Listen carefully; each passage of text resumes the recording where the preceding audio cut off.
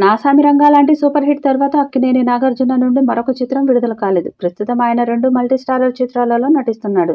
అవి కూడా తమిళ్ చిత్రాలు కావడం విశేషం. కానీ అక్కినేని ఫ్యాన్స్ మాత్రం నాగార్జున సోలో హీరో మూవీ కోసం ఎదురు చూస్తున్నారు. ఇక నాగార్జున కూడా తన సోలో మూవీని త్వరలోనే స్టార్ట్ చేయబోతున్నట్లుగా సమాచారం. తనకు 'నాసామి రంగా' లాంటి సూపర్ హిట్ ఇచ్చిన దర్శకుడు విజయ్ బిన్నీతోనే నాగార్జున తదుపరి చిత్రం ఉంటుందని ఫిల్మ్ నగర్ నుండి వార్తలు వినిపిస్తున్నాయి. ఇది పల్లెటూరి నేపథ్యంలో సాగే సినిమా అని తెలుస్తుంది. అందుకే ఈ సినిమాకు 'దసరా అల్లుడు' అనే టైటిల్ పెట్టబోతున్నట్లుగా కూడా వార్తలు వినిపిస్తున్నాయి. ఇప్పటికే కథను దర్శకుడు నాగార్జునకు చెప్పినట్టుగా సమాచారం. కథ నచ్చడంతో నాగార్జున కూడా గ్రీన్ సిగ్నల్ ఇచ్చినట్టుగా తెలుస్తుంది. త్వరలోనే ఈ చిత్రాన్ని అధికారికంగా ప్రకటిస్తారని సమాచారం. ప్రస్తుతం నాగార్జున రజనీకాంత్ 'కూలీ' మూవీలో, అలాగే ధనుష్ నటిస్తున్న 'కుబేరా' మూవీలో కీలక పాత్రలో నటిస్తున్నాడు. ఈ 2 సినిమాల్లో కూడా నాగార్జున పాత్ర షూటింగ్ దాదాపుగా కంప్లీట్ అయింది. దాంతో నాగార్జున తన కొత్త మూవీ మీద ఫోకస్ పెట్టినట్టుగా సమాచారం. అందుకే తనకు సూపర్ హిట్ ఇచ్చిన విజయ్ బిన్నీ కథకే నాగార్జున ఓటేశాడట.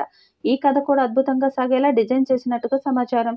దసరా సంబరాల నేపథ్యంలో ఈ చిత్రం ఉండబోతున్నట్టుగా తెలుస్తుంది. అందుకే ఈ చిత్రానికి 'దసరా అల్లుడు' అనే టైటిల్ పెట్టాలని చూస్తున్నారట. ఇక ఈ చిత్రాన్ని త్వరగా కంప్లీట్ చేసి విజయదశమి కానుకగా విడుదల చేసేలా ప్లాన్ చేస్తున్నారు. నాగార్జున ఒకసారి సినిమాలు స్టార్ట్ చేస్తే చాలా ఫాస్ట్‌గా ఫినిష్ చేస్తారు.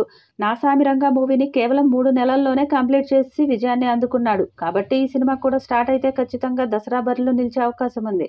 ఇక ఈ చిత్రంలో హీరోయిన్‌గా ఆషికా రంగనాథ్‌ని తీసుకోబోతున్నట్టుగా కూడా వార్తలు వినిపిస్తున్నాయి. ఎందుకంటే నాగార్జున, ఆషికా జోడీ 'నాసామి రంగా' మూవీలో బాగా కుదిరింది. ఈ జోడీకి సూపర్ రెస్పాన్స్ వచ్చింది. పైగా ఆ మూవీ హిట్ కావడంతో ఆమెకే మళ్ళీ ఛాన్స్ ఇచ్చినట్టుగా సమాచారం. త్వరలోనే ఒక పోస్టర్ ద్వారా ఈ మూవీ అధికార ప్రకటన ఉంటుందని వార్తలు వినిపిస్తున్నాయి. ఇక నాగార్జున ఫ్యాన్స్ కూడా సోలో మూవీ కోసం దాదాపుగా ఏడాదిగా ఎదురుచూస్తున్నారు. దాంతో నాగార్జున మంచి కథల కోసం ఎదురుచూడగా చివరకు విజయ్ బిన్నీ కథను ఓకే చేసినట్టుగా తెలుస్తోంది. ఇక ఈ చిత్రానికి కూడా సంగీత దర్శకుడు ఎంఎం కీరవాణిని తీసుకునే ప్రయత్నం చేస్తున్నారట. 'నాసామి రంగా' మూవీలో కీరవాణి అద్భుతమైన పాటలు, నేపథ్య సంగీతం ఇచ్చాడు.